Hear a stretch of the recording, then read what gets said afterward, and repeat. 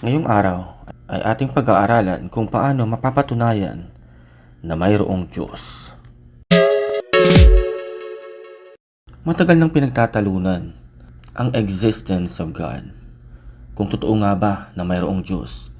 Totoo ba na mayroong isang makapangyarihang person na siyang may likha ng lahat ng bagay? Sa Biblia ay mayroong tinuturo na dalawang paraan kung paano natin mapapatunayan na totoong mayroong Diyos.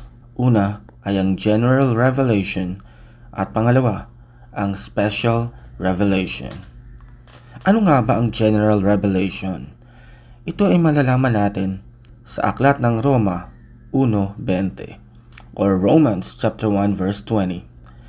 Mula pa ng likhain ng Diyos ang sanlibutan, ang kanyang likas na hindi nakikita, ang kanyang kapangyarihang walang hanggan, at ang kanyang pagka-Diyos ay maliwanag na inihahayag ng kanyang mga ginawa, kaya't wala na silang maidadahilan pa. Kung susuriin mong maigi o malinaw na makikita sa nilikha ng Diyos na mayroong Diyos na umiiral, makikita mo sa disenyo ng kanyang mga nilikha. Napaka-komplikado ng disenyo ng mga nilikha ng Diyos. Bawat bunga, bawat hayop, bawat bacteria ay napaka-complex at napaka-varied.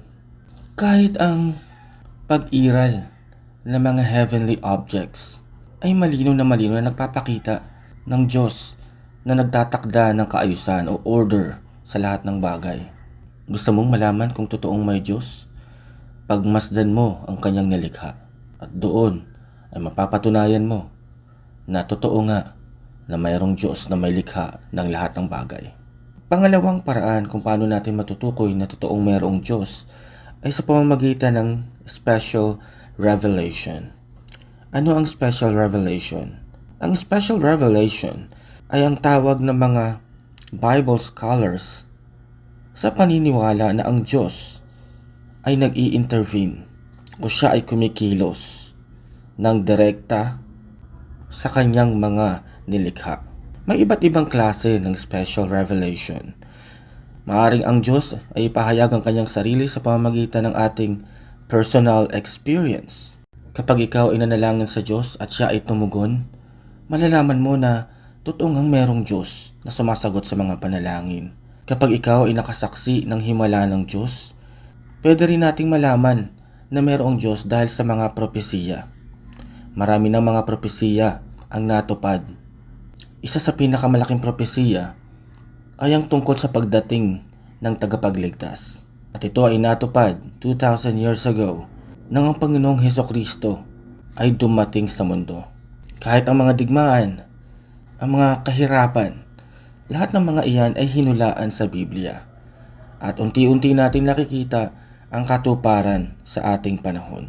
Pero marahil, ang isa sa pinakamatibay na ebidensya ng special revelation ng Diyos ay ang mga kwento, ang mga naitala sa Biblia. Nagpahayag siya kay Moises sa burning bush. Nagpahayag siya sa mga Israelita sa bundok ng Sinai. At marami pang ibang tao sa Biblia na na-experience ang special revelation of God. Nariyan si Abraham, nariyan si Jonah, nariyan si Elias.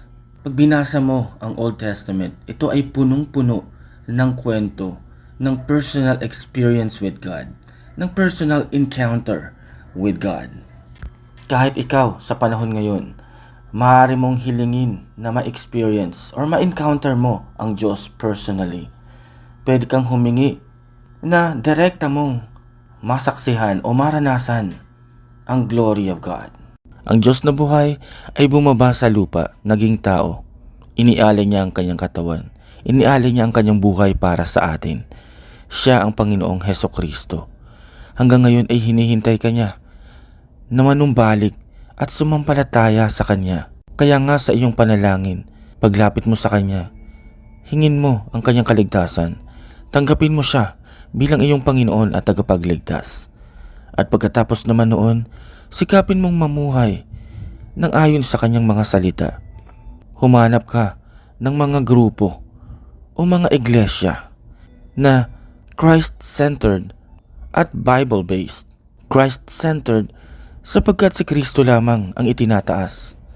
Bible-based sapagkat mula lamang sa Biblia ang kanyang ipinangangaral. Aling part ng video na ito ang iyong nagustuhan? Mag-iwan ka ng komento sa comment section. Thank you for watching. At huwag kakalimutang mag-subscribe, mag-like at i-share ang aking mga contents. Thank you, and God bless you always.